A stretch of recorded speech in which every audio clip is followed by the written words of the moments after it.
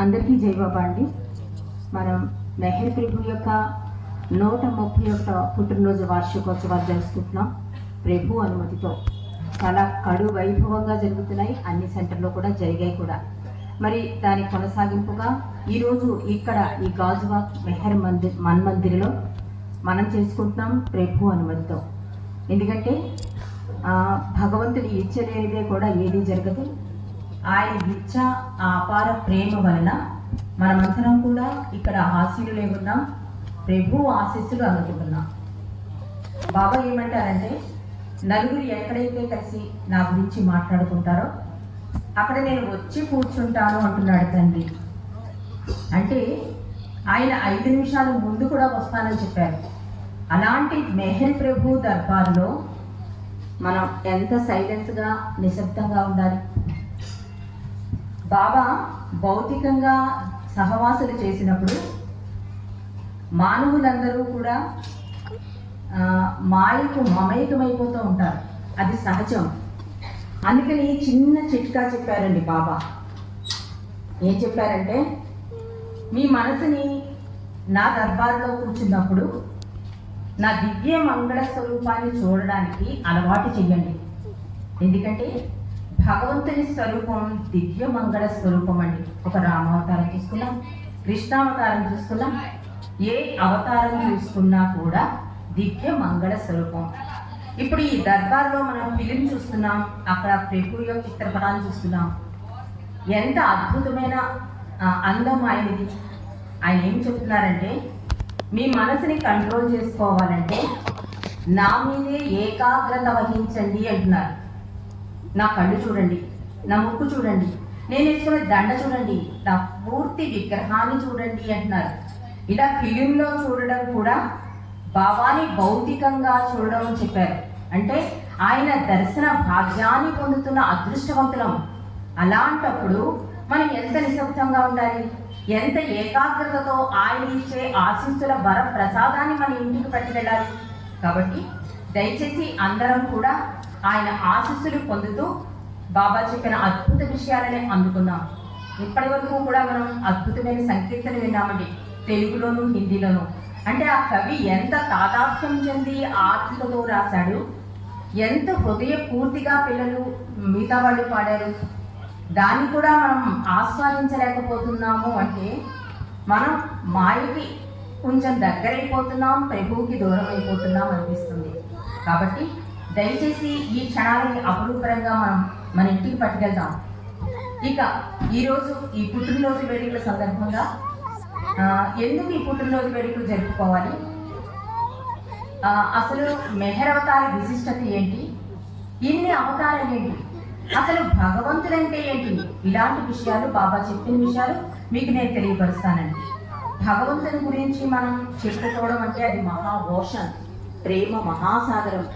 దానిలో కొన్ని విషయాలైనా మనం తలుచుకుంటే, ఎందుకు మనం భగవంతుని తలుచుకుంటున్నాము అంటే, ఈ నేను వలన నా కంఫర్ట్ నాకే రావాలి, నేనే సుఖంగా ఉండాలి. ఈ నేను వలన ఏమవుతుందంటే భగవంతుని మనం సీరియస్గా తీసుకోవట్లేదండి. ఎందుకు భగవంతుని సీరియస్గా తీసుకోవాలి అంటే, మీకు ఒక చిన్న ఎగ్జాంపుల్. అంటే సంస్కారాలు అంటే అర్థం అవ్వాలంటే, మన పూర్వకాలంలో పెద్దలు చనిపోయే గడియల ముందు వాళ్ళకి 10 రూపాయలు ఇవ్వాలి, వీళ్ళకి 20 రూపాయలు ఇవ్వాలి అంటూ ఉండేవారు. మనకి బాగా జ్ఞాపకం. మనకప్పుడు అది చాలా హాస్యంగా అనిపించేది. 10 రూపాయల కోసం ఎందుకు అమ్మమ్మ అంత కొట్టుకుంటోంది అని. అంటే ఈ 10 రూపాయలు బాకీ తీర్చడం కోసం నెక్స్ట్ జన్మ ఎత్తవలసి ఉంటుందండి. అంటే ఆ 10 రూపాయల బాకీ తీర్చేసి చనిపోతారనమాట. అంటే మనకు తెలుస్తుంది, చిన్న వయసులోనే చనిపోతూ ఉంటారు కొంతమంది పిల్లలు వాళ్ళు. అందుకని బాబా ఏం చెప్తున్నారంటే, భగవంతుణ్ణి సీరియస్గా తీసుకోండి, జీవితాన్ని సాధారణంగా తీసుకోండి అంటున్నారు. ఎప్పుడైతే నువ్వు భగవంతుని సీరియస్గా తీసుకుంటావో అప్పుడు నీ జీవితంలో కలిగే కష్ట నష్ట సుఖాలు ఏదైనా సరే నువ్వు మమైకమైపోవు. అంటే ఏదైనా ఒకటి వచ్చిందంటే మనం సర్వం కోల్పోయినట్టు ఫీల్ అయిపోతాం. అందుకని బాబా ఏం చెప్తున్నారు, భగవంతుని సీరియస్గా తీసుకోండి. మీరు జీవితము అంటే ఏమనుకుంటున్నారు అని అడుగుతారు బాబా. జీవితం అంటే మనం సంతోషంగా ఉంటాం, మనం ఆనందంగా ఉంటాం, మనం కంఫర్ట్ జోన్ లో ఉంటాం. ఇది జీవితం అనుకుంటున్నారు. కాదు అంటున్నారు బాబా. జీవితము అంటే నీ జీవితంలో ఏదైనా సంఘటన జరిగిందనుకో, దానికి నువ్వు ప్రతిస్పందిస్తావు కదా, ఆ ప్రతిస్పందనే జీవితం అంటున్నారు. మనం జాగ్రత్తగా దీన్ని వినాలి. మన స్పందనే మన జీవితం అండి. మనం బాగా కోపంగా ఉన్నాం అనుకోండి, ఆ కోపం ఏం చేస్తుంది? మనకి చెడు చేస్తుంది. ఒకడి మీద బాగా కసి పెంచుకున్నాం అనుకోండి, మనం ఏం చేస్తాం? మన జీవితం మొత్తం కొన్ని రోజుల వరకు ఆ కసితోనే గడుపుతాం. దానివల్ల ఏమవుతాయంటే సంస్కారాల మూటని పెంచుకుంటున్నావు అంటున్నారు బాబా. సరే, నేను ఏది చేయనండి, నేను అన్ని మంచి పనులే చేస్తాను అన్నా కూడా సంస్కారమే అంటున్నారు బాబా. మంచైనా చెడ్డైనా కూడా సంస్కారాల మూట తయారవుతుంది. ఇవి బ్యాలెన్స్ అయితే గాని నీకు అంటే ముక్తి దొరకదు అంటున్నారు. ఎలాగండి? మంచి చేసినా సంస్కారం అంటున్నారు, చెడ్డ చేసినా సంస్కారం అంటారు, ఏమిటి ఇది అంటే అందుకే బాబా ప్రేమ అన్నారు. ఈ ప్రేమ వలన ఏమవుతుందంటే అందరిలో అంతటా భగవంతుడు చూస్తామండి. అప్పుడు ఎవరి మీద ఏ కోపం రాదు. అలాగే మన జీవితంలో ఏం జరిగినా కూడా తండ్రి నీ ఇచ్చ అంటాం. ఎందుకు అలా అనాలి అంటే ఇందాక మనం చెప్పుకున్నాం కదా, ఈ సంస్కారాల మూట తరిగిపోతుంది.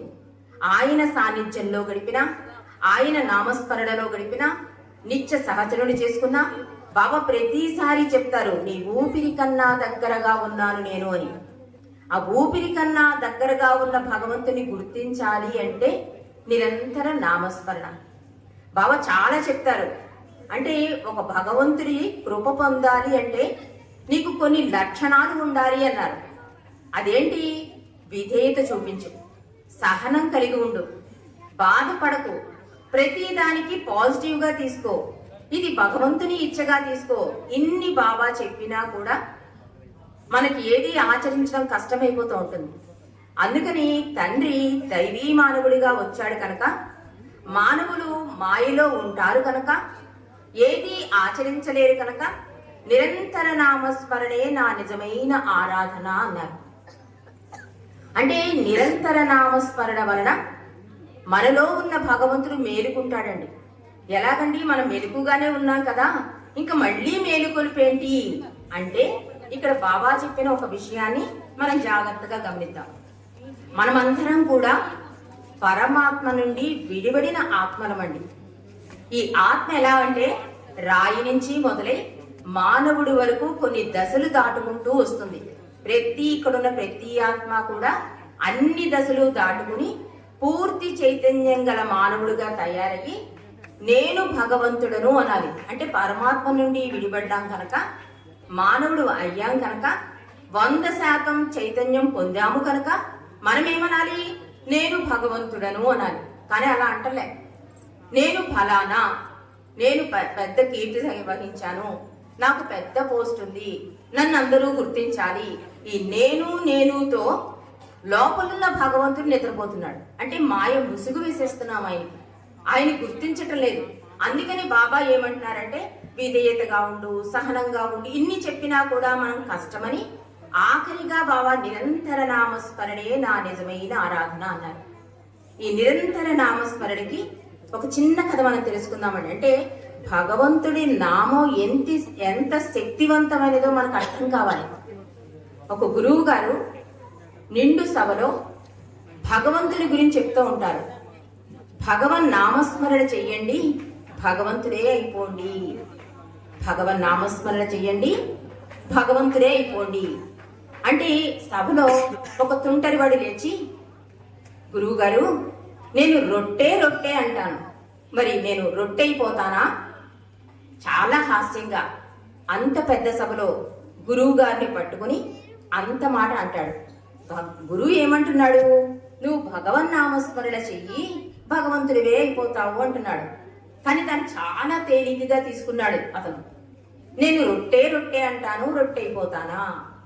ఒకసారి చూస్తాడు, 2 సార్లు చూస్తాడు, ఇంకా 3వసారి గురువు ఏం చేస్తాడంటే వీడికి మాటలతో కాదు, వీడికి అనుభవం అవ్వాలి అని చెప్పి ఒక అనరాని మాట అని కూర్చో అంటాడు. అంటే ఆ అనరాని మాటకి ఏ ప్రశ్న అయితే వేశాడో అతను ఇంకా అసహనాన్ని కోల్పోతాడు. అప్పటి వరకు శాంతంగా కుర్చీలో కూర్చున్న అతను చాలా కోపం వచ్చేసి మొహంతా ఎర్రగా అయిపోయి చాలా అసహనంగా కుర్చీలో కదులుతూ ఉంటాడు. గురువు ఇదంతా గమనిస్తూ ఉంటాడు. ఎందుకంటే అనుభవమే నేర్పుతుందండి పాఠం. ఎన్ని మాటలు చెప్పినా అర్థం కాదు, అది అనుభవం అయిపోవాలి. ఎలా అనుభవం అయిపోవాలి? ఒక తలనొప్పి వచ్చింది అనుకోండి, తలనొప్పి రాని వాడి దగ్గరికి వెళ్ళి నాకు చాలా తలనొప్పి వచ్చింది అంటే వాడికి అర్థం కాదు. తలనొప్పి ఎలా ఉంటుంది, తలలో వస్తుందా, కాల్లో వస్తుందా, ఎన్నో ప్రశ్నలు వేస్తాడు.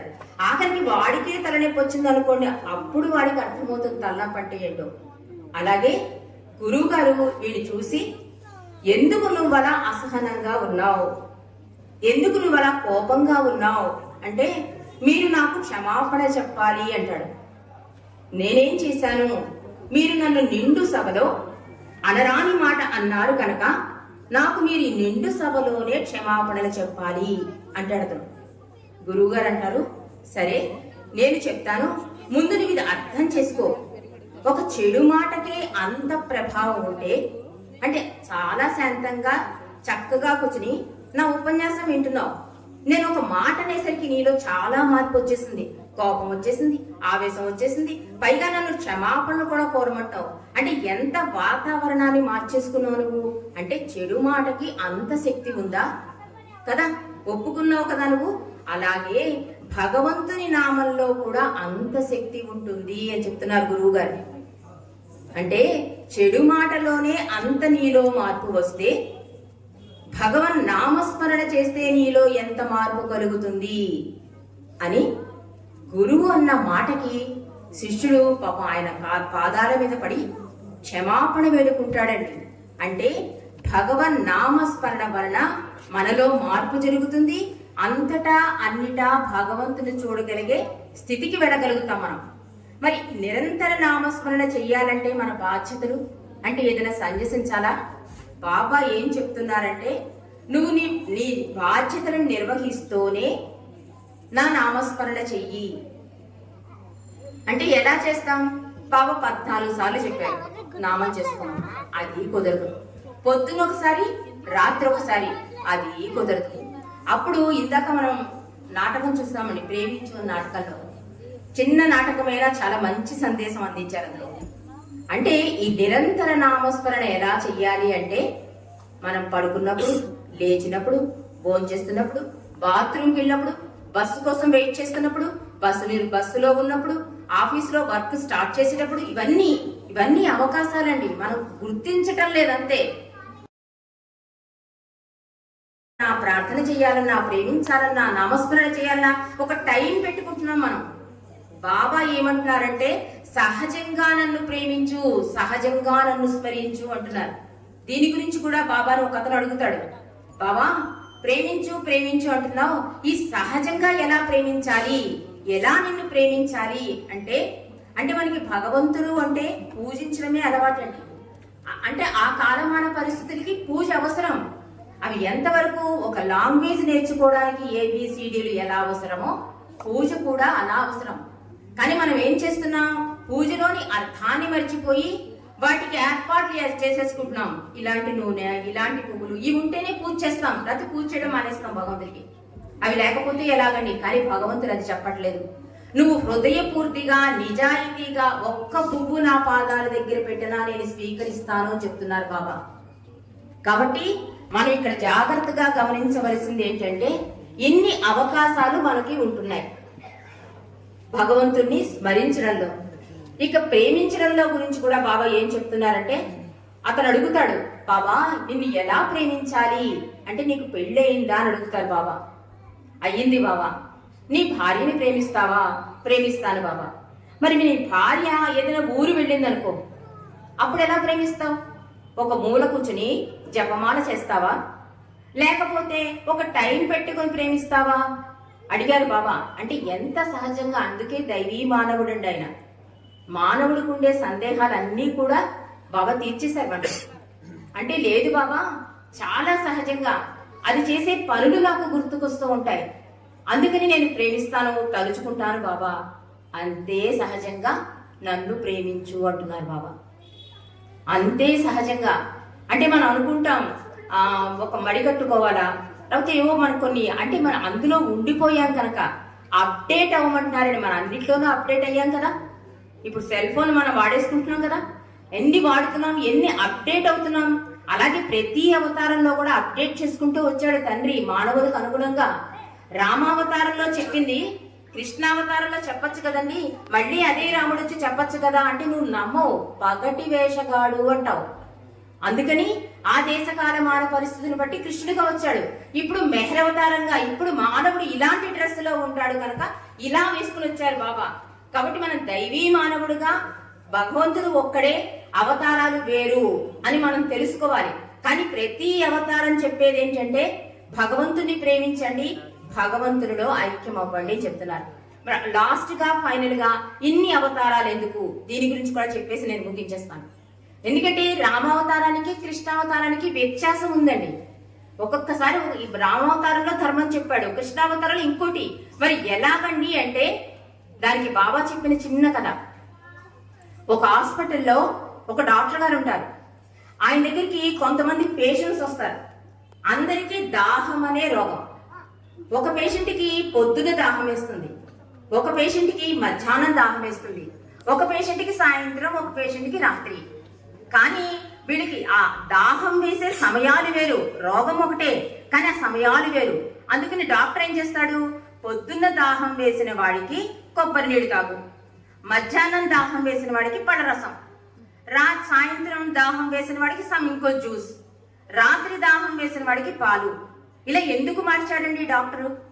డాక్టర్ ఒకటే, పేషెంట్ రోగము ఒకటే, కానీ ఆ రోగ లక్షణాలు కనిపించే సమయంలో తేడా ఉంది కనుక మార్చాడు డాక్టర్. అలాగే భగవంతుడు కూడా మనందరం కూడా ఏది అందిపుచ్చుకోగలం అనుకుంటూ ప్రతి అవతారంలో మార్చుకుంటూ మార్చుకుంటూ మార్చుకుంటూ ఈ అవతారంలో సులువైన మార్గం ప్రేమించండి, భగవంతుని ప్రేమించండి, భగవంతునిలో ఐక్యం అవ్వండి అంటున్నారు. మరి ఇంత అద్భుత అవతారం, చాలా సులువైన మార్గం, నిరంతర నామస్మరణ, ఇన్ని చెప్పిన బాబా. ఈ బాబా గురించి ఇంకా మీరు తెలుసుకోవాలంటే అద్భుతమైన సెంటర్స్ ఉన్నాయండి. ఆ సెంటర్స్ లో బాబాకి సంబంధించిన పుస్తకాలు ఉన్నాయి. బాబాయే స్వయంగా రాసిన ప్రార్థనలు. ఈ ప్రార్థనల గురించి కూడా ఒక్క నిమిషం చెప్పేసి నేను ముగించేస్తాను. పార్వతి గారి ప్రార్థన, పశ్చాత్తాప ప్రార్థన, మండలి ప్రార్థన అని చెప్పి 3 ప్రార్థనలు ఇచ్చారండి. పార్వతి గారి ప్రార్థనలో మీకు మెహర్ బాబా అనే పేరే ఉండదు.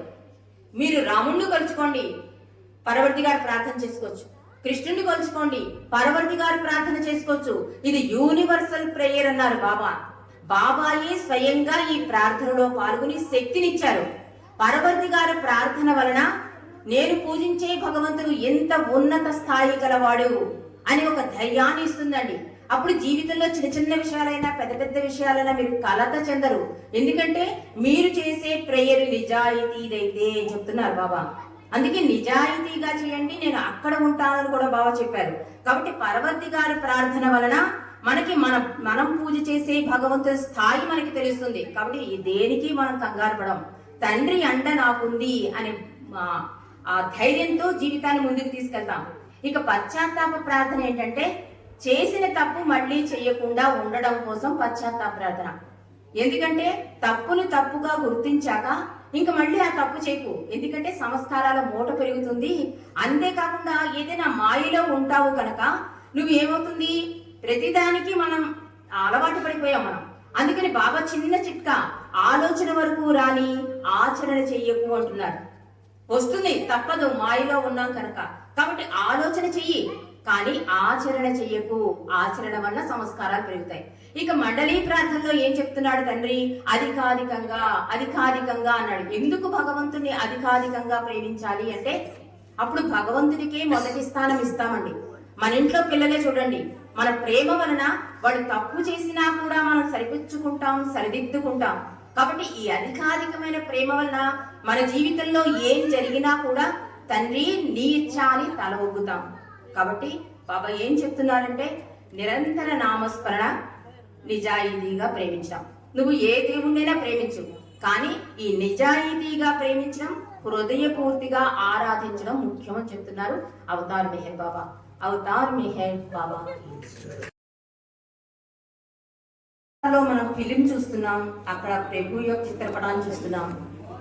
ఎంత అద్భుతమైన అందం ఆయనది. ఆయన ఏం చెప్తున్నారంటే, మీ మనసుని కంట్రోల్ చేసుకోవాలంటే నా మీదే ఏకాగ్రత వహించండి అంటున్నారు. నా కళ్ళు చూడండి, నా ముక్కు చూడండి, నేను వేసుకునే దండ చూడండి, నా పూర్తి విగ్రహాన్ని చూడండి అంటున్నారు. ఇలా ఫిలింలో చూడడం కూడా బాబాని భౌతికంగా చూడడం అని చెప్పారు. అంటే ఆయన దర్శన భాగ్యాన్ని పొందుతున్న అదృష్టవంతులం. అలాంటప్పుడు మనం ఎంత నిశ్శబ్దంగా ఉండాలి, ఎంత ఏకాగ్రతతో ఆయన ఇచ్చే ఆశీస్సుల వర ప్రసాదాన్ని మన ఇంటికి పట్టుకెళ్ళాలి. కాబట్టి దయచేసి అందరం కూడా ఆయన ఆశీస్సులు పొందుతూ బాబా చెప్పిన అద్భుత విషయాలనే అందుకుందాం. ఇప్పటి వరకు కూడా మనం అద్భుతమైన సంకీర్తన విన్నామండి, తెలుగులోను హిందీలోను. అంటే ఆ కవి ఎంత తాదాత్మ్యం చెంది ఆర్ద్రతతో రాశాడు, ఎంత హృదయపూర్తిగా పిల్లలు మిగతా వాళ్ళు పాడారు. దాన్ని కూడా మనం ఆస్వాదించలేకపోతున్నాము అంటే మనం మాయకి కొంచెం దగ్గరైపోతున్నాం, ప్రభువుకి దూరం అయిపోతున్నాం అనిపిస్తుంది. కాబట్టి దయచేసి ఈ క్షణాలని అపురూపరంగా మనం మన ఇంటికి పట్టుకెళ్దాం. ఇక ఈరోజు ఈ పుట్టినరోజు వేడుకల సందర్భంగా ఎందుకు ఈ పుట్టినరోజు వేడుకలు జరుపుకోవాలి, అసలు మెహర్ అవతార విశిష్టత ఏంటి, ఇన్ని అవతారాలు ఏంటి, అసలు భగవంతుడంటే ఏంటి, ఇలాంటి విషయాలు బాబా చెప్పిన విషయాలు మీకు నేను తెలియపరుస్తానండి. భగవంతుని గురించి మనం చెప్పుకోవడం అంటే అది మహాభూషణ్, ప్రేమ మహాసాగరం. దానిలో కొన్ని విషయాలైనా మనం తలుచుకుంటే ఎందుకు మనం భగవంతుని తలుచుకోవాలి, ఎందుకు మనం భగవంతుని పట్టుకోవాలి, ఎందుకు భగవంతుని సాన్నిధ్యంలో గడపాలి, ఇవన్నీ మనకి అవగతమవుతాయి. సాధారణంగా మనం భగవంతుడు అంటే ఎవరు అంటే చెప్తాం, నేను పూజించే దేవుడు నా భగవంతుడు అంటే రాముని పూజిస్తున్నవాడు రామ భగవంతుడు అంటారు కదా. కానీ భగవంతుడు అంటే ఏమిటి అంటే ఎవరు చెప్పలేరు. బాబా ఏం చెప్తున్నారు అంటే భగవంతుడు అంటే నిరాకార స్వరూపుడు అని చెప్తున్నారు. ఈ నిరాకార స్వరూపంలో ఉన్న భగవంతుడు పూర్తి దైవ చైతన్యంతో ఉంటాడు. అంటే అనంత జ్ఞానం, అనంత శక్తి, అనంత ఆనందం కలిగి ఉంటాడు ఆయన. ఆయనకి మన మొర వినపడదు. కానీ ప్రతి అవతారంలో లాగే పంచసద్గురువులు 5 ఉంటారండి. ఈ అవతారంలో మెహర్ బాబా చెప్పడం వల్ల మనకు తెలుస్తోంది. కానీ రామావతారంలో, కృష్ణావతారంలో, జీసస్ అవతారంలో, ప్రతి అవతారంలో కూడా సద్గురువులు ఉంటారు. అలా సద్గురువులు చాలా నిజాయితీగా నిస్వార్థంగా ప్రార్థన చేస్తారు. తండ్రి, దేశంలో పరిస్థితి చాలా హల్లకల్లోలంగా ఉంది, నువ్వు వచ్చి సరి చేస్తే గాని సరి అవదు అని ప్రార్థన చేస్తే ఈ అనంత దయ, అనంత కరుణ, అనంత ప్రేమ కలిగిన నిరాకారుడైన భగవంతుడు ఆ దేశ కాల మాన పరిస్థితులను బట్టి కిందకి దిగి వస్తాడండి. అలా కిందకి దిగి రావడాన్నే అవతారం అంటారు. మెహర్ బాబా చెప్పేది. అందుకని భగవంతుడు ఒక్కడే, కానీ అవతారాలే వేరు. ఇది మనం జాగ్రత్తగా గమనించాలి. అందుకే చూడండి, రామ భగవంతుడు, కృష్ణ భగవంతుడు అనరు. రామావతారం, కృష్ణావతారం, జీసస్ అవతారం, ఈ మెహర్ అవతారం. అంటే దేశ కాలమాన పరిస్థితులను బట్టి భగవంతుడు కిందకి దిగి వస్తాడు. భగవంతుడు ఒక్కడే ఆ కాలమాన పరిస్థితులను బట్టి ఆ అవతారాన్ని తీసుకుని వస్తాడు. ఇది మనం అవగతం చేసుకోవాలి. ఇప్పుడు మెహర్ అవతారం అంటే ఇదో మతం, ఈ దేవుడు ప్రత్యేకం కాదండి. భగవంతుడు ఒక్కడే, కానీ ఆ పరిస్థితుల్లో మానవులు ఏది అందుకోగలరు దాన్ని బట్టి వస్తాడు. రామావతారంలో వచ్చినప్పుడు ఏం చెప్పాడు? ధర్మంగా ఉండండి అని చెప్పాడు. కృష్ణావతారంలో జీవిత సారాన్ని చెప్పాడు. క్రీస్తావతారంలో కరుణా దయా చూపించాడు. అంటే మానవులు ఇలా ఉండండి అని చెప్పి ప్రతి అవతారంలోనూ సూచించి ఆచరించి చెప్తున్నాడు భగవంతుడు. కానీ మనం ఆయన అసలు వేంపే చూడం, ఆయన అసలు పట్టించుకోరు. అందుకనే ఈ అవతారంలో మెహర్ బాబా మాట్లాడడానికి అవకాశం ఉన్నా అద్భుతమైన గానం ఇందాక వల్లూరి నాగేశ్వరరావు గారి ద్వారా విన్నాం. అద్భుతంగా గానం చేసేవాట బాబా. అలాంటి కంఠస్వరాన్ని కేవలం మానవుల మీద అపార కరుణ, ప్రేమ వలన ఆయన త్యాగం చేసేసారండి. 44 సంవత్సరాలు అవసరము తనకు లేక అంటారు ఒక అద్భుత ప్రేమికుడు. ఆయనకు అవసరం లేదు, కానీ కేవలం మానవుల కోసం ఆయన త్యాగ నిరతిని చూపించారు.